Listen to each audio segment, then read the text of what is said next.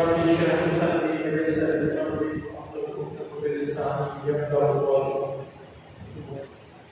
میں سب سے پہلے تو مشہور محمود صاحب کا جہانگیر وغیرہ اور مسجد کی انسان جنہوں نے مجھے دعوت دی کہ میں جب پاکستان آؤں تو یہاں آ کر بات کروں خصوصی بات. میں سوچ رہا تھا کہ کس ٹاپک پر بات کرنی چاہیے اور ملک کے حالات، بین الاقوامی حالات اور ہمارے جو یوتھ ہیں ان کی گرتی ہوئی معاشی اقدار کے بعد میں اس نتیجے پہ پہنچا کہ حضرت عمر رضی اللہ عنہ کے دور سے لے کر کوئی دور نہیں ہے حضور صلی اللہ علیہ وسلم کے بعد. نبی کریم صلی اللہ علیہ وسلم کا جو دور ہے وہ اس پہ کوئی دوسری رائے ہو نہیں سکتی. پھر جب 4 خلفائے راشدین کا دور ہم دیکھتے ہیں اور آج کے جو نظام پہ ہم باتیں کر رہے ہیں سارے لوگ، تو اس میں اگر سمجھنا ہو دین کو اچھی طرح سے تو حضرت عمر رضی اللہ عنہ کا جو دور ہے وہ سب سے بہترین دور. اب اس دور پہ آنے سے پہلے میں تھوڑا سا آپ کو بیک گراؤنڈ دینا چاہتا ہوں. بچپن سے ہم سنتے آئے ہیں کہ اسلام ایک مکمل ضابطہ حیات ہے.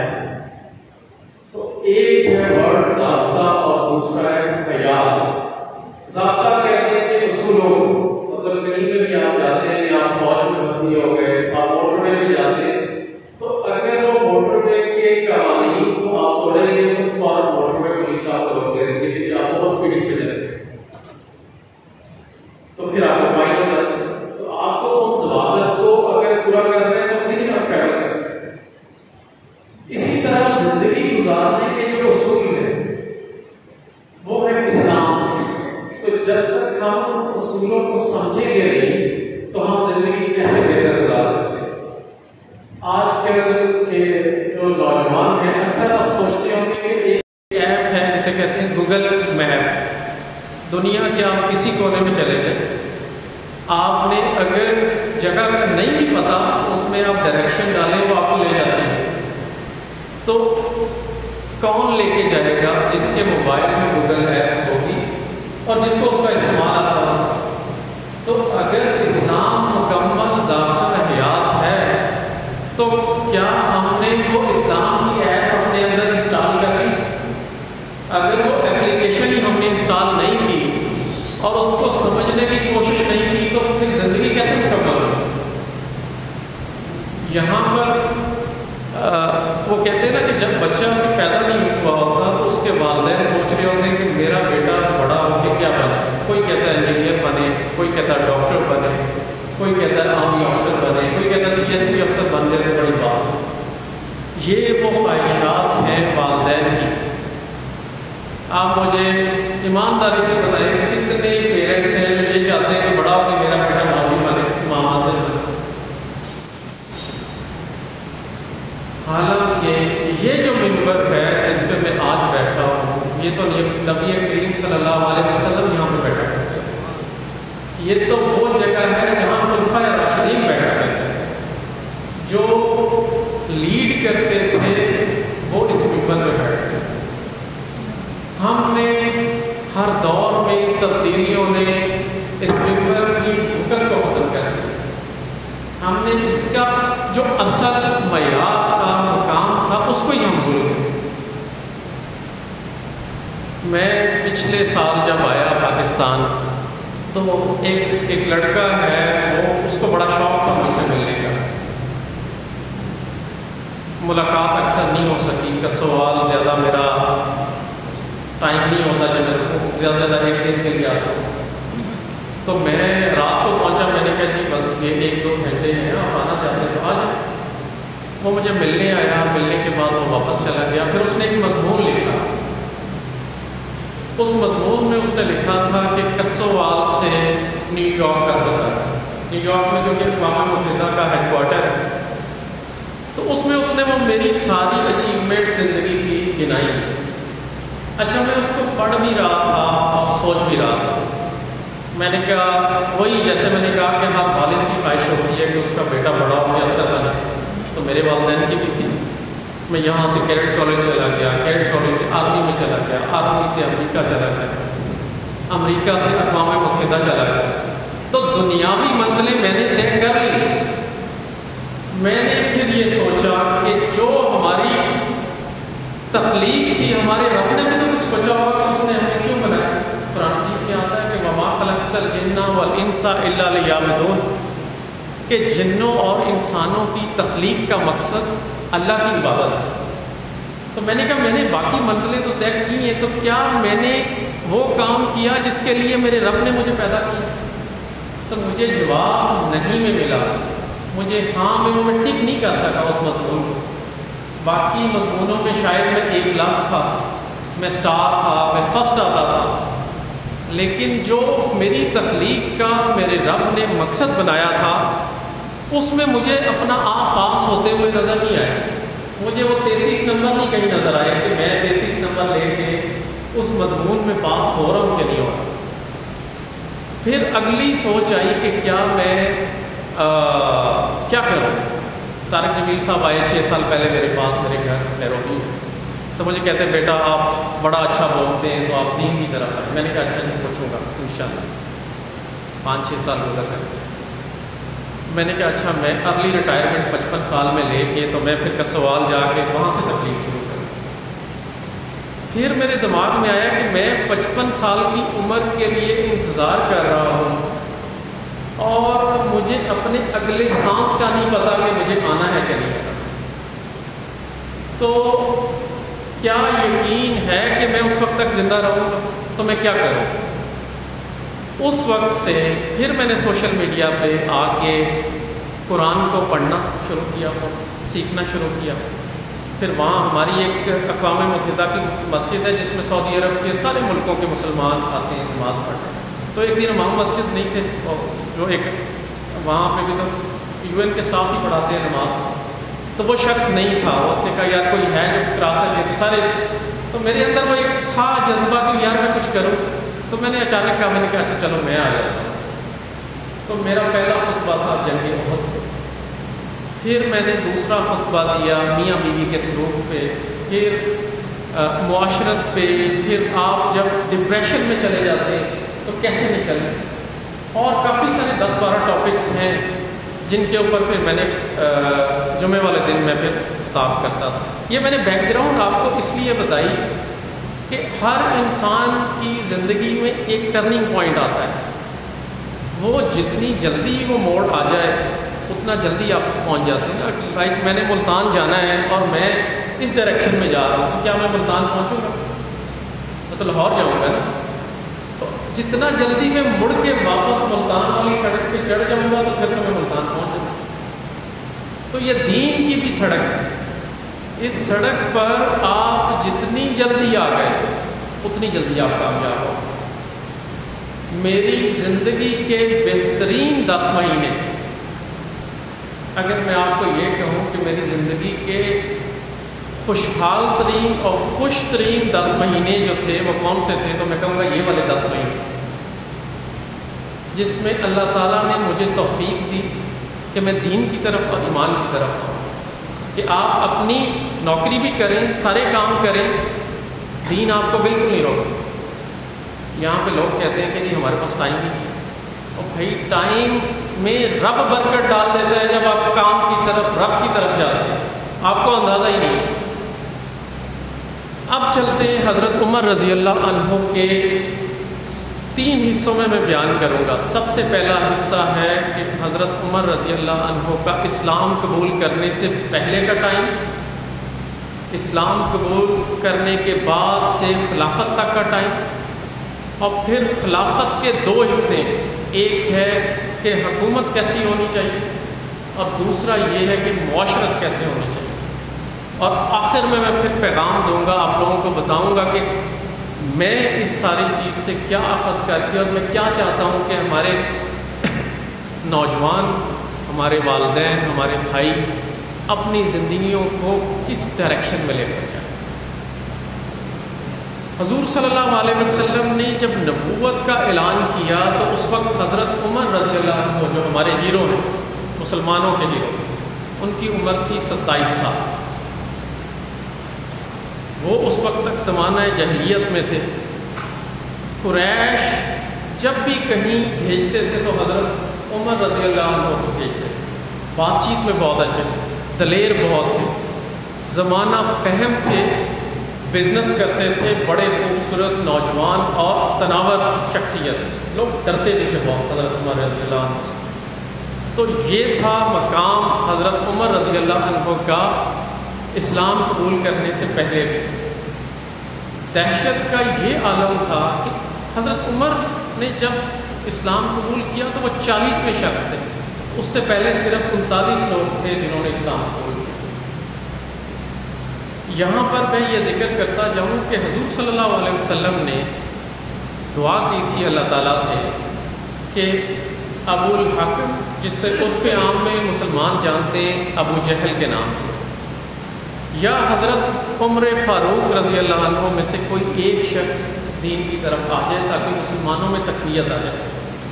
اس وقت تک ابھی حضرت حمزہ رضی اللہ عنہ بھی اسلام میں نہیں شامل ہوئے.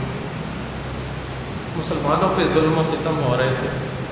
آپ لوگوں کو شاید پتا ہو کہ ظلم کی یہ حالت تھی کہ حبشہ کی طرف مسلمانوں کو ہجرت کرنی پڑی. اچھا، جب حبشہ کی طرف مسلمان ہجرت کر کے چلے گئے تو نجاشی بادشاہ تھا. حدیثہ بابا مجھے وہاں جانے کا موقع دیا، اقوام متحدہ نے، میں وہاں گیا، میں نے دیکھا کہ وہاں اسلام کیسے آیا. مطلب وہ جو چند مسلمان وہاں ہجرت کر کے گئے تھے جن کو واپس بلانے کے لیے بھی وفد گیا، لیکن وہ ٹائم تھا کہ نجاشی مسلمان ہو گیا، اسلام کی طرف وہ آ گیا. تو اس ٹائم میں ہوا یہ کہ حضور صلی اللہ علیہ وسلم خانہ کعبہ میں نوافل ادا کر رہے تھے، نماز ادا کر رہے تھے. ابو جہل کو پتہ چلا، اس نے آ کے حضور صلی اللہ علیہ وسلم کو زد و کوب کیا. اب جب زد و کوب کیا حضور صلی اللہ علیہ وسلم کو تو آپ صلی اللہ علیہ وسلم کی پیشانی پہ چوٹ لگ گئی. حضرت حمزہ رضی اللہ عنہ جب آئے، ان کو پتہ چلا کہ آپ کے بھتیجے کے ساتھ ابو جہل نے یہ کیا ہے، تو غصے کا جو عالم حضرت حمزہ رضی اللہ عنہ، تو مطلب آپ لوگوں کو علم ہوگا جو جاہ و جلال تھا ان کا، انہوں نے جا کے ابو جہل کی تہس نہس کر دی. اس نے کہا تمہاری جرت کیسے ہوئی کہ میرے بھتیجے کے اوپر تم ہاتھ اٹھاؤ؟ اس نے کہا تم کون ہوتے، تم تو خود ہمارے ساتھ. وہ ٹائم تھا کہ حضرت حمزہ نے کہا آج سے میں محمد صلی اللہ علیہ وسلم کے دین پہ ہوں، تم نے جو کرنا ہے کر لے. اچھا، جب یہ پتہ چلا حضرت عمر فاروق رضی اللہ عنہ کو، اب حضرت عمر فاروق ہیں نیفیو ابو جہل کے، رشتہ داریاں آپ دیکھیں کیسی کلوز. انہوں نے کہا کہ یہ جو حضرت محمد صلی اللہ علیہ وسلم نعوذ باللہ ان کی وجہ سے قریش میں فتنہ پھیلتا جا رہا ہے. آپ نے تلوار نکالی اور جا رہے ہیں رستے میں کہ میں چھوڑوں گا نہیں آج نعوذ باللہ حضرت محمد صلی اللہ علیہ وسلم. رستے میں ایک صحابی رسول ملتے ہیں، وہ کہتے ہیں کہ کدھر جا رہے ہیں؟ اس کو اندازہ ہوا کہ بڑے غصے میں آج عمر. انہوں نے کہا کہ میں آج محمد صلی اللہ علیہ وسلم کو نہیں چھوڑوں گا، اس کی وجہ سے قریش کو یہ ہو رہا ہے. اس نے آگے سے کہا تمہیں پتہ ہے تم کیا کہہ رہے؟ اس نے کہا مجھے جان بھی دینی پڑے تو میں دے دوں گا، میں قریش کی تقسیم نہیں چاہتا. ہوا یوں کہ اس نے کہا پہلے پھر اپنے گھر کا حال دیکھو. وہ واقعہ بچپن میں آپ لوگوں نے بھی پڑھا ہوگا، میں نے بھی پڑھا. حضرت عمر رضی اللہ عنہ کی جو بہن تھی ان کا نام تھا فاطمہ بنت خطاب، اور ان کے جو بہنوئی تھے سعید بن زید. اور تیسرا جو شخص تھا وہ ان کو پڑھا رہا تھا قرآن. جب وہ اندر گئے جاتے ہی حضرت عمر نے مارنا پیٹنا شروع کر دیا بہنوئی کو. بہنوئی کو مار رہے تھے تو بہن درمیان میں آ گئی، اس کے بھی چوٹ لگی. جب خون نکلا بہن کا تو دل میں ایک نرمی سی پیدا ہوئی، اور اس نے کہا تم نے جرت کیسے کی؟ اس کی بہن نے. اس نے کہا ہم محمد کے دین پہ چپکے تو وہ مسلمان ہو چکے تھے لیکن اعلان نہیں کر رہے تھے. اس نے کہا تم نے ہمیں مارنا ہے، قتل کرنا ہے، کر دو جو کر رہے. ہم اسی دین پر قائم ہیں اور قائم رہیں گے. اب پھر حضرت عمر رضی اللہ عنہ کہتے ہیں کہ مجھے بھی بتاؤ وہ دین وہ ہے کیا. وہ جب قرآن کی آیات پڑھی گئی، سورہ توحید کی وہ آیات تھی، تو دل پہ ایسا اثر ہوا کہ انہوں نے کہا کہ میں اب قبول اسلام کے لیے جاتا ہوں. اب وہ جب جاتے ہیں حضرت محمد صلی اللہ علیہ وسلم کے پاس اسی حالت میں، اب فون بھی لگا ہوا ہے کہ بہنوئی اور بہن کو مار کے آئے تھے، تو انہوں نے کہا ہاتھ میں تلوار ہے عمر کے، اللہ خیر ہی کرے، یہ پتہ نہیں کس لیے آ رہا ہے۔ اب نبی کریم صلی اللہ علیہ وسلم اپنے حجرے میں بڑے پرسکون بیٹھے ہوئے تھے۔ حضرت حمزہ نے آتے ہی ان کو پکڑا، جس طرح دبوچ لیتے کیا تمہارے حالات ہیں، تو نبی کریم صلی اللہ علیہ وسلم نے کہا اس کو آنے دو، اسی حالت میں آنے دو، کیونکہ وہ تو نبی تھے، ان پہ تو وحی نازل ہو گئی تھی، ان کو تو پتا تھا کہ میں نے دعا کیا، میرا رب میری دعا رد نہیں کرے۔ حضرت عمر فاروق رضی اللہ عنہ اسلام قبول کرتے، نہ صرف اسلام قبول کرتے بلکہ اوپنلی سب سے پہلے جا کے ابو جہل کو کہتے ہیں کہ میں مسلمان ہو گیا، اناؤنس کرتے ہیں پورے مکہ میں۔ تو ابو جہل آگے سے کہتا ہے کہ کیا تم مجھے ڈرانے آئے؟ اس نے کہا تم جو بھی سمجھو، آج کے بعد کوئی مسلمان اپنی پریکٹس چوری چھپے نہیں کرے۔ تو یہ وہ ٹرننگ پوائنٹ تھا اسلامی تاریخ میں کہ جب مسلمانوں نے پھر اوپنلی اپنی نمازیں، اپنے روزے، اپنی چیزیں کرنا شروع کر دی۔ ایک واقعہ یہ ہے کہ حضرت عمر بن خطاب کو عمر فاروق کا لقب حضور صلی اللہ علیہ وسلم نے کیوں دیا؟ یہ بہت اہم چیز ہے جو سمجھنے کی ضرورت ہے کہ حضرت عمر فاروق اتنے سچے تھے کہ جب اسلام قبول کیا تو پھر یہ نہیں پرواہ کی کہ کیا ہو، وہ سچائی کا اظہار انہوں نے برملا کیا سب کے سامنے کہ ہاں میں نے اسلام قبول کیا ہے، کسی میں جرت ہے تو آئے میرے سامنے۔ دوسری طرف ایک اور بھی واقعہ آتا ہے، دو واقعات کوٹ ہوتے ہیں، مختلف راوی کرتے ہیں۔ وہ یہ واقعہ تھا کہ ایک یہودی اور مسلمان کا ایک معاملے میں مسئلہ تھا، اور وہ حضور صلی اللہ علیہ وسلم کے پاس یہودی وہ کیس لے گیا۔ اس یہودی کو پتا تھا کہ نبی کریم صلی اللہ علیہ وسلم ہمیشہ دین کی، حق کی اور سچ کی بات کرتے ہیں۔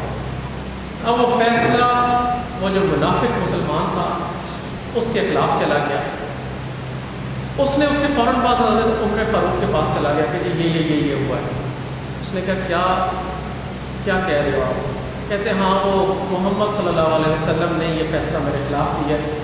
تو حضرت عمر فاروق تلوار نکالتے، تلوار سے اس کا سر قلم کر دیتے ادھر ہی کہ جب میرے نبی نے فیصلہ کر دیا تو عمر کون ہوتا ہے اس کے اوپر کوئی بات کرنے والا۔ تو دوسرا واقعہ یہ آتا ہے کہ پھر قرآن میں آتا ہے حضرت عمر رضی اللہ عنہ کی انوسینس، قرآن ثابت کرتا ہے ان کی بے گناہی کہ عمر سچے ہیں۔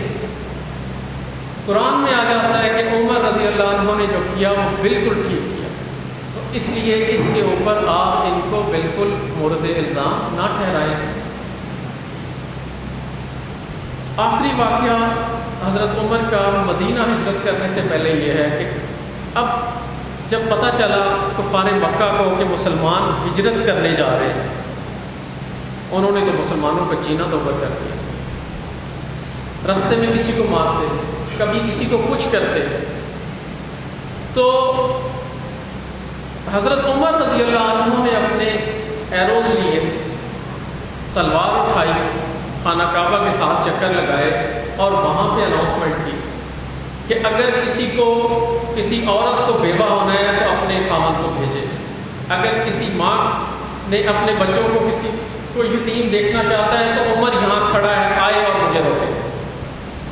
وہ اعلان اتنا زور زبردست تھا کہ کسی کی جرت تک نہیں ہوئی کہ وہ رستے میں مسلمانوں کو روک سکے، اور مسلمان پھر مدینہ تک چلتے گئے۔ مدینہ پہنچ کر حضور صلی اللہ علیہ وسلم کی رحلت کا وقت آتا ہے اور پہلا خلیفہ چننے کا ٹائم۔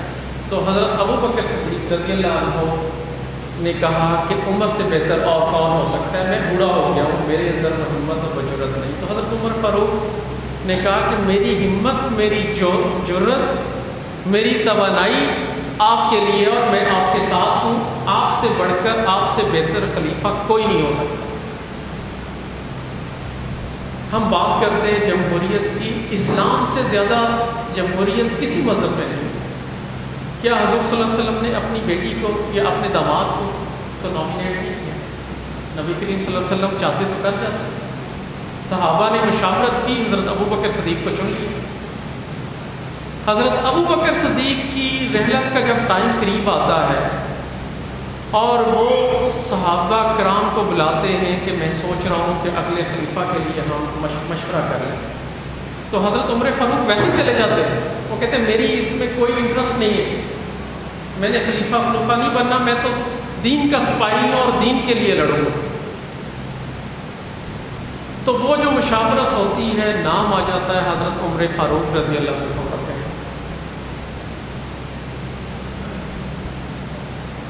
اور جب نام آ جاتا ہے حضرت عمر فاروق رضی اللہ عنہ کا، تو چند لوگوں نے، چند مسلمانوں نے یہ اعتراض کیا کہ کیونکہ حضرت عمر فاروق کا جو جاہ و جلال لوگوں نے دیکھا ہوا تھا، وہ غصہ دیکھا ہوا تھا، وہ سختی دیکھی ہوئی تھی، تو وہ کہتے کہ یہ خلیفہ بن کے تو ہماری تو کسی کی بات نہیں مانی، کسی کی سنیں گے نہیں، یہ تو تلوار کی زبان جانتے ہیں صرف.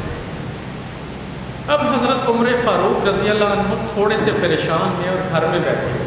وہ کہتے ہیں کہ عورتوں کا کردار بھی بہت اہم ہے انسانوں کی زندگی میں، مردوں کے فیصلوں میں، ان کی زندگی میں.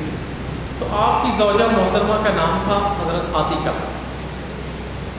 اب وہ آپ کے پاس آتی ہیں اور آپ آ کے آپ کو کہتی ہیں کہ اے امیر المومنین، آپ کیوں غم زدہ ہیں؟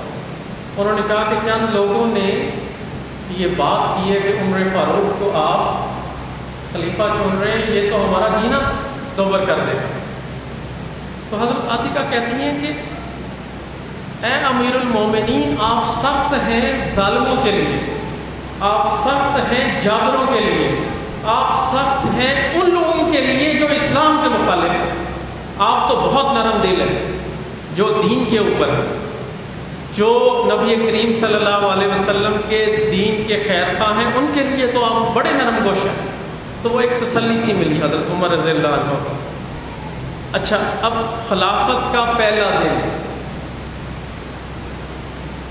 اب میں آ رہا ہوں خلافت کے بعد ان کے جو گورننس کا نظام انہوں نے دیا. سب سے پہلا کام کیا حضرت عمر فاروق نے؟ سب سے پہلے بیٹوں کو بلایا، دربار میں حاضر ہو گئے حضرت عمر فاروق رضی اللہ عنہ کے بیٹے، اور بیٹوں کے حاضر ہونے کے بعد ان کو یہ کہا کہ تم امیر المومنین کے بیٹے ہو، آج سے اپنے کاروبار بند کر. میں نہیں چاہتا کہ کوئی شخص آپ کو اس لیے نفع پہنچائے کہ تم خلیفہ وقت کے بیٹے ہو. کوئی حکمران آج کا کرتا ہے ایسا؟ ہم کہتے ہیں کہ ہماری جائیدادیں کہیں سے کہیں پھیلتی جائیں. ہم تو کاروبار ہی اس شہر میں کرتے ہیں کہ جہاں ہمارا کوئی بھائی، کوئی کزن، کوئی فلانا، کوئی رشتہ دار لگا ہو کہ یہاں ہمیں فائدہ پہنچے گا. اور وہاں خلیفہ وقت 22 لاکھ مربع میل کی سلطنت تھی ان کے پاس. وہ خلافت اسلامی دور میں جو ایکسپینشن حضرت عمر فاروق رضی اللہ عنہ کے دور میں ہوئی، وہ کسی دور میں نہیں ہوئی. بیت المقدس بھی پہلی دفعہ جب فتح ہوا تو حضرت عمر فاروق رضی اللہ عنہ کے دور میں ہوا. رومیوں کو شکست ہوئی تو حضرت عمر فاروق رضی اللہ عنہ کے دور میں ہوئی. ایرانیوں کو شکست ہوئی تو حضرت عمر فاروق رضی اللہ عنہ کے دور میں ہوئی. دوسرا کام کیا حضرت ابو ہریرہ رضی اللہ عنہ، آپ سب اس نام سے تو واقف ہیں. بہت ساری احادیث، بہت ساری روایات حضرت ابو ہریرہ رضی اللہ عنہ کے نام سے. بحرین کا گورنر مقرر کرنا تھا حضرت ابو ہریرہ کو. تو سب سے پہلے حضرت عمر فاروق نے بلانے کے بعد کہا کہ ابو ہریرہ، آپ نے بحرین اس وقت جانا ہے، پہلے اپنے ایسٹ ڈکلیئر کرو کہ تمہارے پاس کیا مال و دولت ہے. حضرت ابو ہریرہ رضی اللہ عنہ ہکے بکے ہو گئے کہ یہ کیا کہہ رہے ہیں. کہتے حضرت عمر فاروق کا نام لے کے کہا خلیفہ وقت، میری انٹیگریٹی پہ کوئی شک؟ میں نے کہا نہیں. میری ایمانداری پہ کوئی شک؟ حضرت عمر فاروق نے کہا نہیں. انہوں نے کہا پھر آپ مجھے یہ کیوں کہہ رہے ہیں؟ انہوں نے کہا میں ابو ہریرہ کے لیے نظام نہیں بنا رہا، میں آنے والی نسلوں کے لیے ایک نظام چھوڑ کے جانا چاہتا ہوں کہ جس نظام کو قیامت تک مسلمان فالو کرتے رہیں، اور اگر فالو کریں گے تو کبھی ناکام نہیں ہو. یہ وہ نظام دیا حضرت عمر فاروق رضی اللہ عنہ. حضرت ابو ہریرہ نے اپنے ایسٹ ڈکلیئر کیے، بحرین کے گورنر بنے.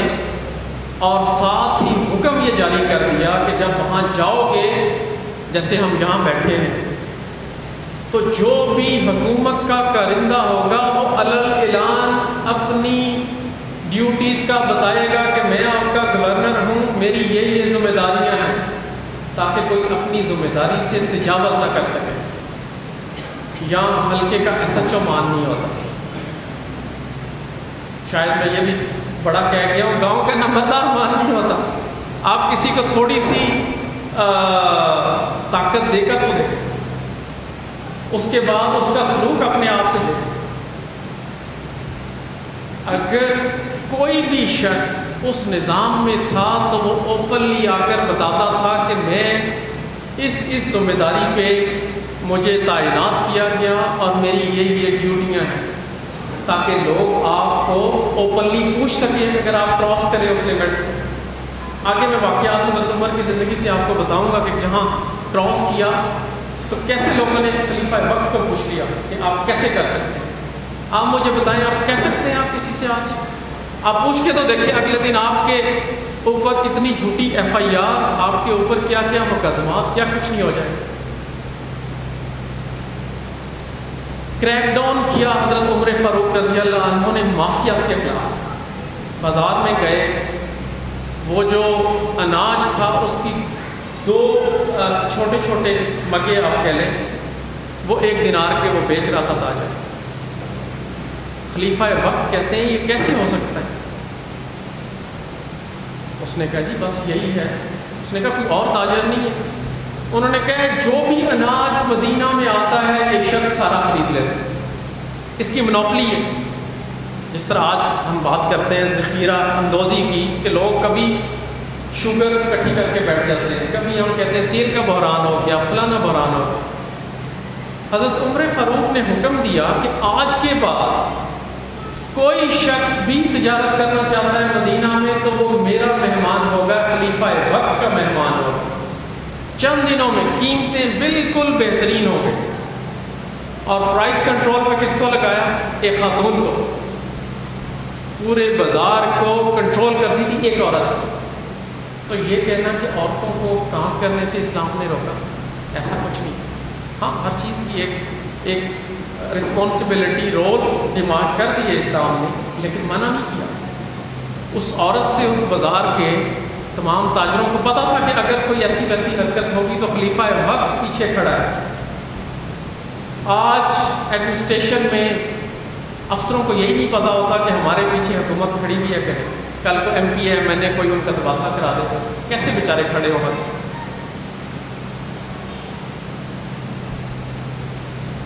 سعد بن ابی وقاص دوسرا بڑا نام، یہ جو ایران جسے ہم آج کہتے ہیں اس کو پرشین اسٹیٹ کہتے ہیں، اس کو فتح کیا سعد بن ابی وقاص رضی اللہ عنہ نے۔ فتح کے بعد گورنر مقرر کر دیا سعد بن ابی وقاص کو۔ حضرت عمر فاروق کے دربار میں باہر کوئی وہ شخص نہیں ہوتا تھا کہ کوئی کسی کو روکے، کوئی غریب، کوئی مسکین، کوئی امیر، جو پہلے آ کے وہاں چلا جائے گا، کوئی روک ٹوک نہیں تھی، کیونکہ سیدنا عمر فاروق کا یقین تھا کہ میرے اور عوام کے درمیان میں کوئی شخص حائل نہ ہو۔ آج آپ نے کسی دفتر میں جانا ہو تو صاحب اندر ہی نہیں آنے دیتے، وہ موبائل پہ ناسی بیٹھا ہے، اس کو آپ 4 پیسے نہیں لگائیں گے تو نہیں جا سکتے آپ۔ وہاں خلیفہ وقت حضرت سعد بن ابی وقاص عشرہ مبشرہ میں سے ہیں۔ کیا غلطی کی جس پہ معزول کر دیا؟ صرف اتنی غلطی کی کہ اپنے دربار کے باہر ایک ڈیڑھی بنوائی اور وہاں پہ میزبان وہ بندہ تعینات کر دیا کہ جو پوچھے گا کہ اندر کون جائے گا۔ صرف اتنی سی بات ہے۔ سیدنا عمر فاروق رضی اللہ عنہ ایک خط بھیجتے ہیں اور کہتے ہیں کہ پہلے اس ڈیڑھی کو توڑنا پھر یہ خط دینا ساتھ میں کبھی وقاص کو۔ کیا آپ کو معزول کیا جاتا ہے؟ آپ کیسے اپنے اور عوام کے درمیان میں کوئی چیز حائل کر سکتے ہیں؟ اگلا واقعہ ہے خالد بن ولید۔ حضرت خالد بن ولید، سیف اللہ کا لقب دیا حضور صلی اللہ علیہ وسلم۔ سکی خالہ کے بیٹے سیدنا عمر فاروق کے۔ حضرت خالد بن ولید کوئی جنگ ہارے نہیں اپنی زندگی میں، کوئی جنگ نہیں، چاہے کفار کی طرف سے لڑے جنگ احد میں تو مسلمانوں کو شکست، مسلمانوں کی طرف آئے تو اس حد تک کامیابی اختیار کی کہ فتوحات کا سلسلہ رکنے کو نہ تھما۔ جنگ یرموک میں مسلمان جاتے ہیں تو رستے میں حکم آتا ہے حضرت ابو عبیدہ رضی اللہ عنہ کو کہ آپ اس فوج کے سپہ سالار ہیں۔ خالد بن ولید رضی اللہ عنہ کا بھی دل دیکھیں، انہوں نے یہ نہیں کہا کہ کمانڈر سے بدل دیا، میں اب کمانڈر نہیں رہا تو میں نہیں لڑتا۔ آپ اپنے بھائی کو ایک چیز دے کے اس سے آپ واپس لے کے تو دیکھیں، اگلے دن آپ کا دشمن ہو۔ وہاں خالد بن ولید تھے اور حکم دینے والے سیدنا عمر فاروق۔ عمل کیا، چھوڑ دیا رتبہ، جنگ لڑی، جیت گئے مسلمان جنگ یرموک۔ پوچھا گیا سیدنا عمر فاروق سے کہ یہ آپ نے کیا کیا؟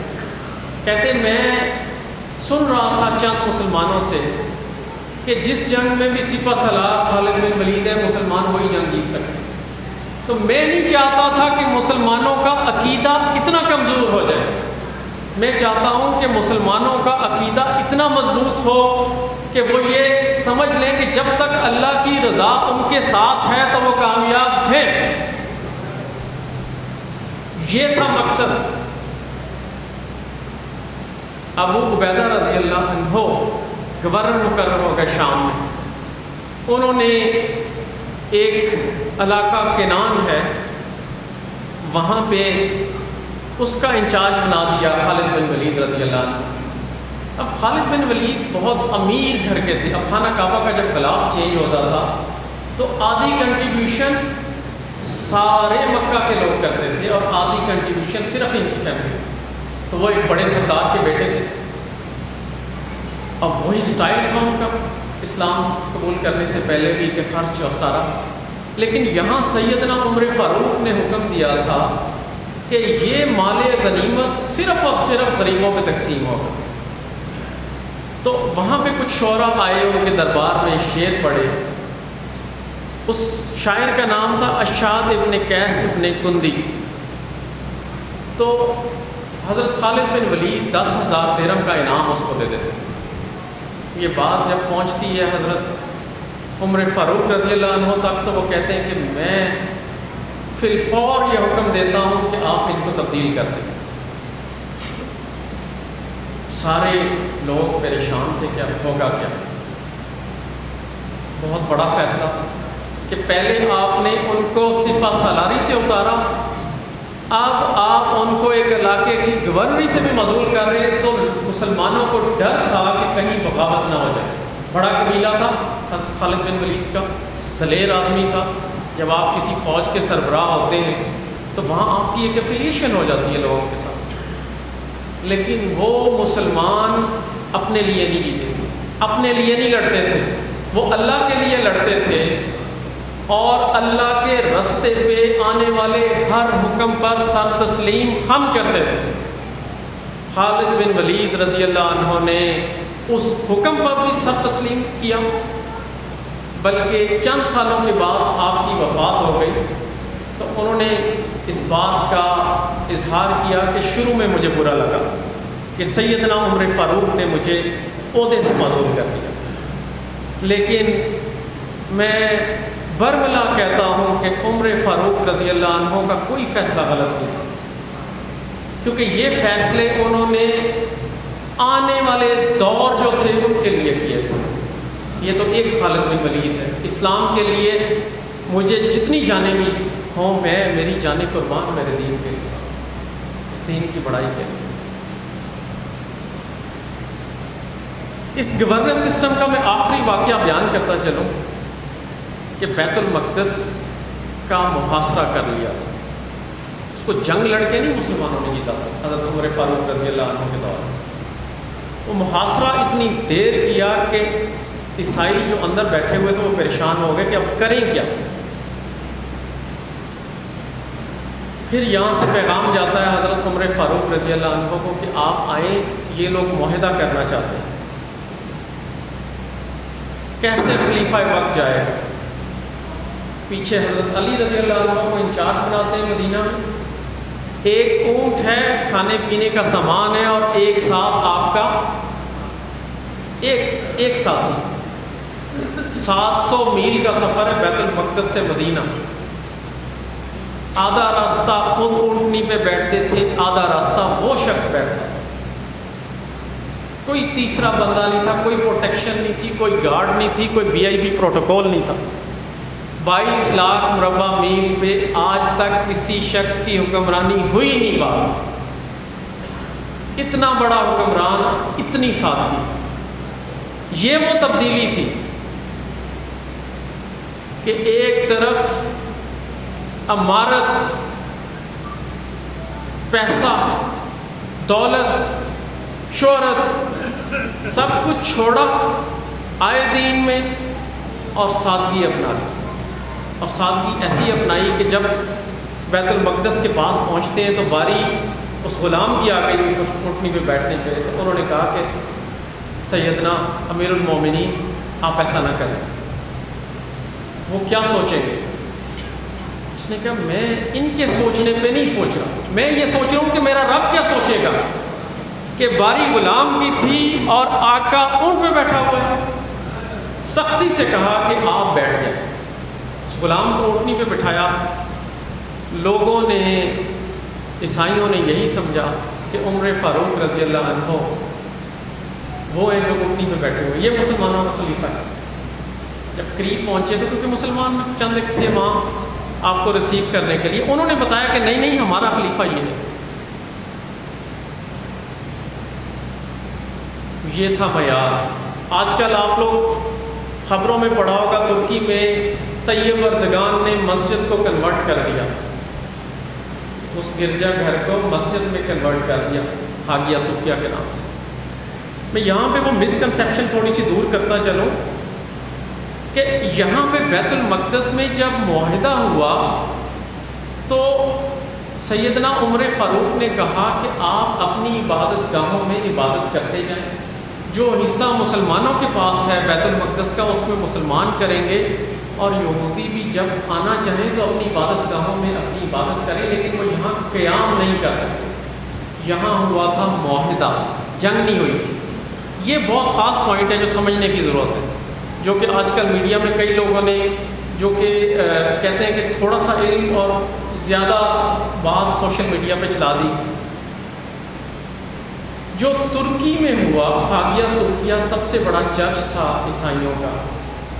جب سلطان محمد فاتح 13ویں صدی عیسوی میں وہاں پہ لڑائی ہوئی، جنگ ہوئی، وہ جگہ فتح ہوئی، وہاں معاہدہ نہیں تھا امن کا، اور اس کے بعد اس نے اپنی ذاتی پیسوں سے ہاگیا صوفیہ کو خریدا اور مسجد کے لیے وقف کر دیا.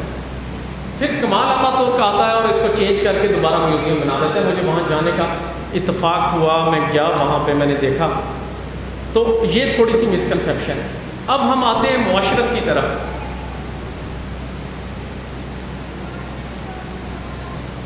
سیدنا عمر فاروق اسی طرح ممبر پہ بیٹھے ہوتے ہیں، ایک شخص کھڑا ہوتا ہے، وہ کہتے ہیں سیدنا عمر فاروق کا قد بڑا لمبا تھا، وہ کہتے ہیں کیسے آپ 2 چادریں کیسے لے سکتے ہیں، آپ کو تو الاؤڈ ہی نہیں. وہاں پہ ان کا،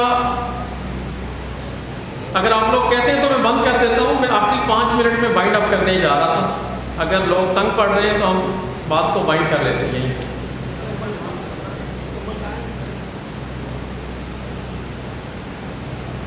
تو حضرت سیدنا عمر فاروق کی گواہی ان کے بیٹے نے دی کہ بھائی 2 چادریں جو ملی تھی، ایک میری ہے ایک میرے باپ.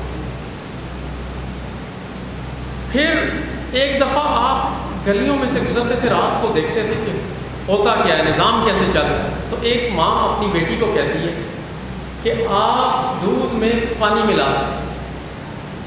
سیدنا عمر فاروق سنتے ہیں، چلے جاتے ہیں. اگلے دن اپنے بیٹے عاصم کو ساتھ لیا، اس گھر میں گئے. اس بچی کا یہ کہنا تھا کہ امیر المومنین کا حکم ہے کہ کوئی ملاوٹ نہیں ہوگی. اس کی ماں کہتی ہے عمر فاروق کون سے یہاں سن رہا ہے یا دیکھ رہا ہے؟ اس نے کہا رب تو دیکھ رہا ہے. اس بات سے خلیفہ وقت اتنے مطمئن ہوئے کہ اگلے دن اپنے بیٹے کو لے کے چلے گئے. اس عورت سے پوچھا تمہاری بیٹی کی شادی تو نہیں ہوئی؟ اس نے کہا نہیں. پہلے تو وہ ڈر گئی کہ کیوں آ گیا. جب پتہ چلا کہ شادی نہیں ہوئی تو انہوں نے کہا کہ یہ میرا بیٹا ہے، اس کو آپ دیکھ لیں، اگر آپ کو پسند ہے تو میں آپ کی بیٹی کا رشتہ اپنے بیٹے کے لیے مانگ رہا ہوں. یہ تھا معیار چوز کرنے کا پارٹنرز. اور خلیفہ وقت نے کر کے دکھایا. ہم نے رشتہ دیکھنا ہو ہمارے والدین، ہم دیکھتے کیا ہیں؟ حسب، نسب، جائیداد، دولت ہمارا معیار ہے کہ نہیں؟ وہاں معیار ایمان تھا، دین تھا. اسی طرح ایک شخص آپ کے پاس آتا ہے اور پوچھتا ہے کہ میں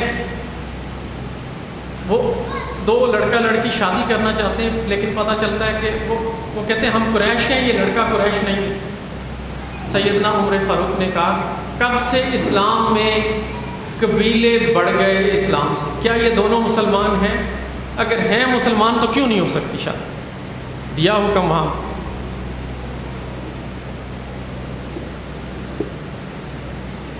ایک شخص آیا آپ رضی اللہ عنہ کے پاس کہ میری بیٹی نے زمانہ کفر میں کچھ غلطیاں ہو گئیں اس سے، اب اس کی شادی کے لیے لوگ آ رہے ہیں تو میں کیا ان کو وہ بتا دوں؟